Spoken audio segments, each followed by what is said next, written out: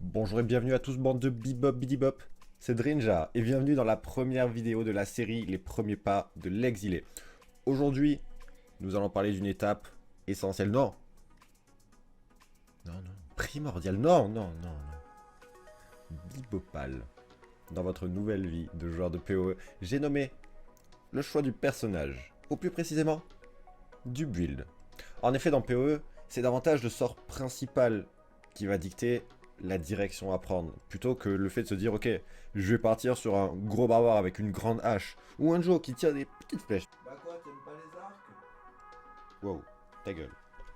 Le monde de PoE est un monde assez complexe, rythmé par la mort et les loots.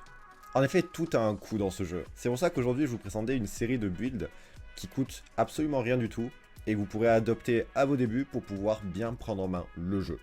On fait ainsi la différence entre les League Starters, qui coûtent rien, et les persos plus endgame, qui vont servir à farm et à boss kill.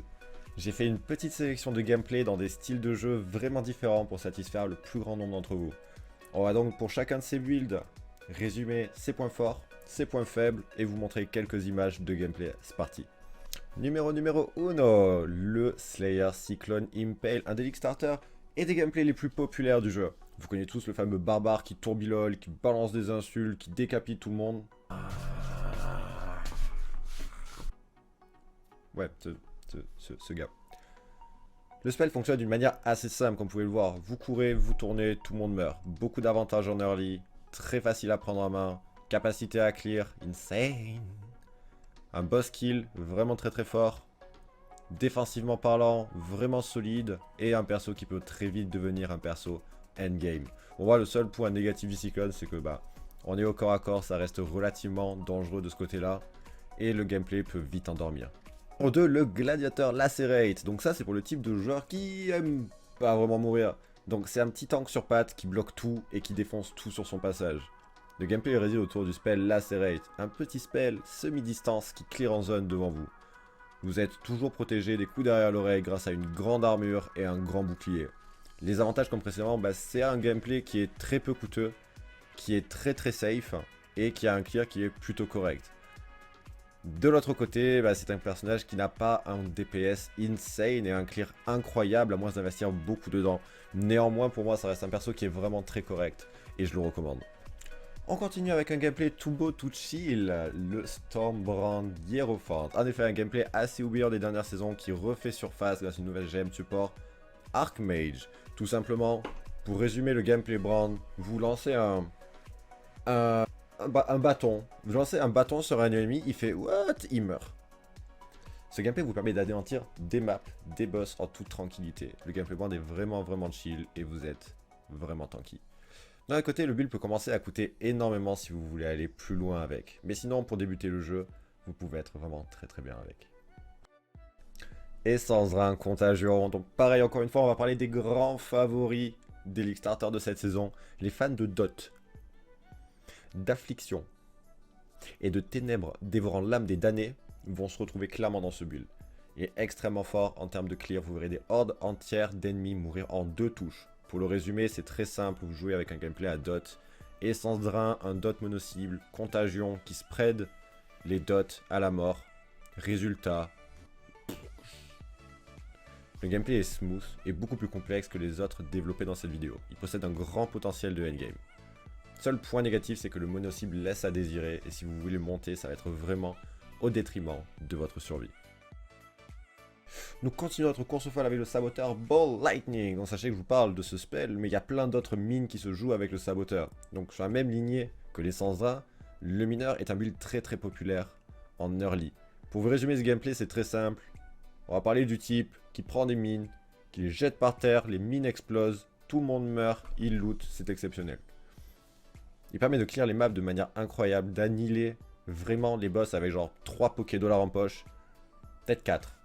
Mais pas 5, pas déconner. Il peut aussi devenir un personnage vraiment très puissant en termes de endgame avec un bon niveau d'investissement, donc vraiment beaucoup de potentiel. En contrepartie, un gameplay qui est un peu squishy, on n'est pas vraiment tanky, et le gameplay est lui aussi relativement décalé, qui peut être considéré comme un peu clunky, donc pour moi c'est vraiment à tester. On va terminer cette petite liste avec le Nécromancien Summoner et deux builds qui me tiennent particulièrement à cœur, donc le gameplay Zombie et le gameplay Minion Instability qui sont tous les deux des gameplays very early qui coûtent que dalle. Tout simplement pour vous résumer ça, vous avez une armée de minions avec vous qui sont prêts à tuer tout pour vous et à mourir pour vous. Un gameplay qui est débutant friendly car l'IA se bat à vos côtés, énormément de survie par plein de mécaniques, de blocs, un gros pool HP, un mono-cible et un multi-cible qui sont vraiment très impressionnants. Pour ce qui est des aspects négatifs, le gameplay d'un invocateur peut toujours être considéré comme un gameplay qui est relativement passif.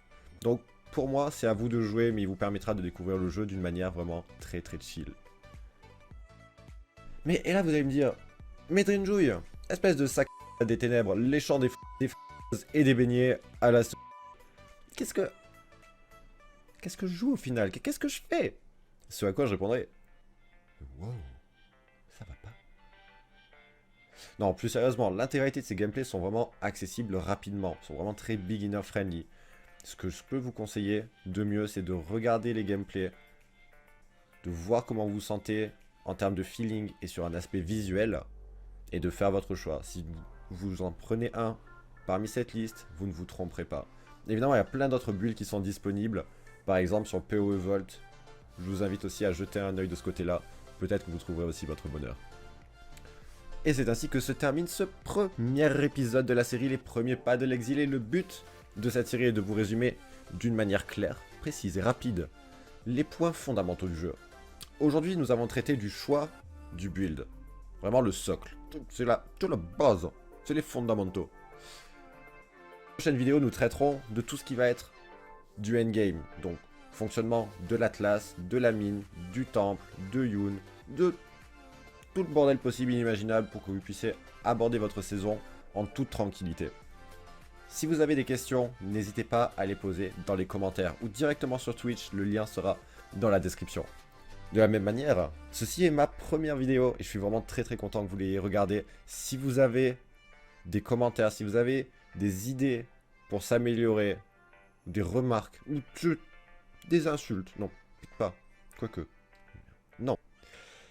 N'hésitez pas à les partager. Je vous souhaite une bonne journée et une bonne aventure sanglante dans Path of Exile. Des bisous les exilés.